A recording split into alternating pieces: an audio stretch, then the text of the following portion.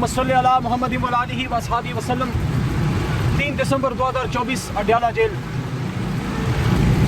محبت گولیوں سے بو رہے ہو، وطن کا چہرہ خون سے دھو رہے ہو، گمان تم کو کہ رستہ کٹ رہا ہے، یقین مجھ کو کہ منزل کھو رہے ہو۔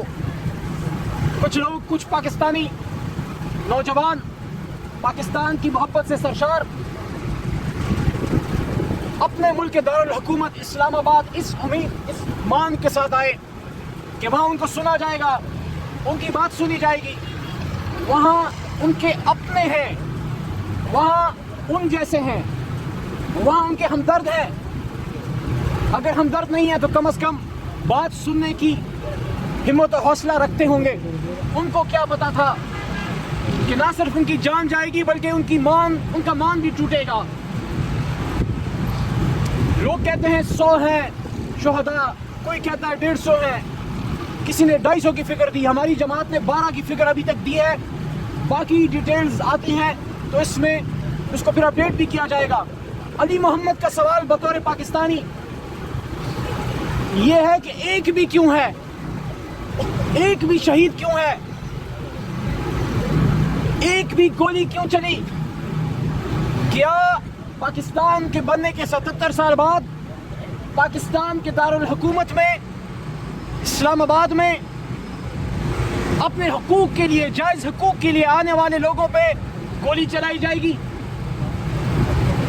شرم آنی چاہیے ان حکومتی وزراء کو اور ان طاقتور لوگوں کو جو اپنے آپ کو زمین کا خدا سمجھتے ہیں۔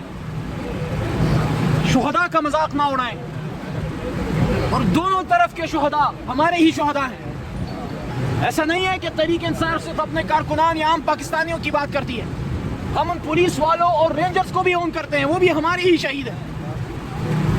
لیکن سوال پھر وہی اٹھتا ہے کہ گولی کیوں چلی؟ ہم تو پرامن تھے، ہمارے مظاہرین جو آئے تھے وہ تو پرامن تھے، وہ تو یہاں آ کے اپنے نکات رکھنا چاہتے تھے، اس پہ حکومت عمل کرے نہ کرے، بے شک تینوں کے تینوں نکات کو رد کرتے، لیکن یہ حق تو آپ عام پاکستانیوں کو دیں کہ وہ آئیں اور اپنی بات کریں۔ اور نکات کیا تھے؟ نکات یہ تھے کہ ہمارے لیڈر عمران خان صاحب کو رہا کیجئے، جو ہمارا صرف نہیں پوری قوم کا اور امت کا ایک بڑا لیڈر ہے، ان کو رہا کیا جائے، اسیران کو رہا کیا جائے۔ کیا یہ کوئی غیر قانونی مطالبہ ہے؟ دوسرا مطالبہ یہ تھا کہ آئین و قانون کی حکمرانی ہو۔ کیا پاکستان میں اب آئین و قانون کی حکمرانی کی استدعا کرنا، مطالبہ کرنا کیا جرم بن گیا؟ جو آئین و قانون پہ عمل کرنے کی بات کرے گا کیا اس کو خاموش کر دیا جائے گا؟ اور تیسرا مطالبہ تھا کہ ہمیں ہمارا مینڈیٹ واپس کیا جائے۔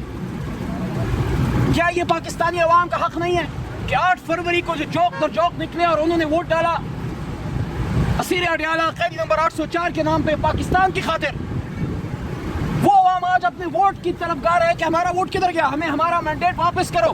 تو یہ 3 مطالبات تھے، اور ان 3 مطالبات کا جواب لاشوں کی صورت میں تحریک انصاف کو دیا گیا۔ ہم مطالبہ کرتے ہیں سپریم کورٹ جہاں موجود ہے وہاں ان گولیوں کی تڑتڑاہٹ سنی گئی ہوگی، وہاں بھی وہ چیخ و پکار پہنچی ہوگی جو زخمی بدنوں نے آسمان کی طرف دیکھ کر وہ صدا لگائی تھی۔ کبھی تاریخ میں ہم نے نہیں دیکھا کہ ایک شخص جام شہادت نوش کرتے ہوئے اپنے لیڈر کا نام خون سے قیدی نمبر 804 لکھ رہا ہے۔ کوئی آپ کو احساس ہے آپ کیا کر رہے ہیں؟ کوئی آپ کو احساس ہے کہ قوم کس طرف کھڑی ہو گئی ہے؟ قوم حق کے ساتھ کھڑی ہے، انصاف کے ساتھ کھڑی ہے، اور کوئی ہمیں یہ باتیں نہ بتائے۔ یہ ہماری جماعت کی اپنی انٹرنل ڈیبیٹ ہے۔ ڈی چوک تھا، سنجانی تھا، وہ ہمارا اندر کا معاملہ ہے۔ سیاست میں مختلف اسٹریٹجیز بناتے ہیں، یہاں آنا چاہیے، وہاں بیٹھنا چاہیے، یہاں سے اتنے لوگ نکلیں گے، وہاں سے اتنے لوگ نکلیں گے، آج نکلیں گے، کل نکلیں گے، یہ اسٹریٹجیز بنتی ہیں، کچھ کامیاب ہوتی ہیں، کچھ ناکام ہوتی ہیں۔ ہمارا تو سوال ہی صرف ایک ہے کہ گولی کیوں چلائی؟ کیا آئندہ سے جب بھی کوئی ڈی چوک آئے گا کوئی پاکستانی، وہ ہمیشہ یہ سوچے گا، اب ہمیشہ یہ سوچے گا کہ ایسا نہ ہو کہ دور کسی بڑی بلڈنگ سے یا کسی اندھیرے کونے میں سے کوئی گولی میری یا میرے بھائی کے سینے کی تلاش میں تو نہیں۔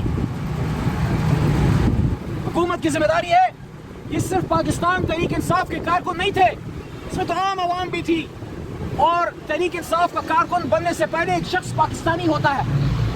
کیا پاکستانیوں کی زندگی کی ضمانت حکومت اور ریاست کی ذمہ داری نہیں؟ کیا آئین پاکستان رائٹ ٹو لائف کو انشور نہیں کرتا؟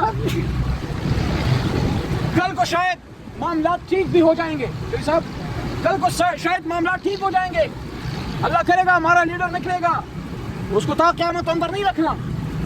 یہ مملکت کے امور بھی چلیں گے, سب کچھ چلے گا, نہیں چلے گا اور نہیں رکیں گی تو اس گھر میں وہ غم کی صدائیں نہیں رکیں گی جہاں شہیدوں کے لاشیں گئے.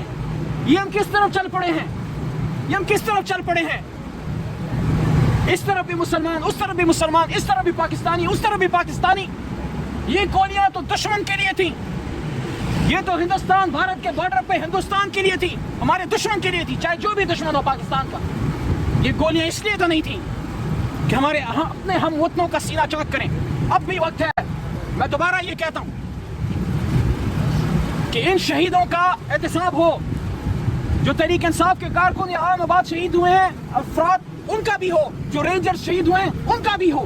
جتنا ہم اپنے کارکنان کی شہادتوں کا استفسار کرتے ہیں کہ جوڈیشل کمیشن بنے, ہم کہتے ہیں اس جوڈیشل کمیشن کے پرویو میں جو رینجر یا پولیس والے جو شہید ہوئے ہیں ان کی بھی انویسٹیگیشن اس میں ڈالیں. جس نے زیادتی کی اس کو سزا دیں, کیونکہ ہماری جماعت تو پرامن ہے.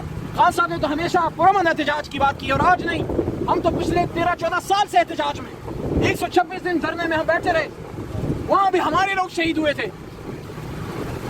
25 مئی کو 2022 کی جب لانگ مارچ میں نکلے, میں خان صاحب کے ساتھ کنٹینر پہ تھا. اس دن بھی لاہور میں مختلف جگہوں پہ ہمارے لوگ شہید ہوئے تھے. اگر آپ کو یاد ہو 2014 میں جب ہم دھرنے کے لیے احتجاج کے لیے نکل رہے تھے, ہم پختونخوا سے آ رہے تھے, کچھ لوگ پنجاب سے آ رہے تھے, اس دن بھی ہمارے لوگ شہید ہوئے تھے. ہم تو پرامن ہیں, شہادتیں تو ہماری اٹھتی ہیں.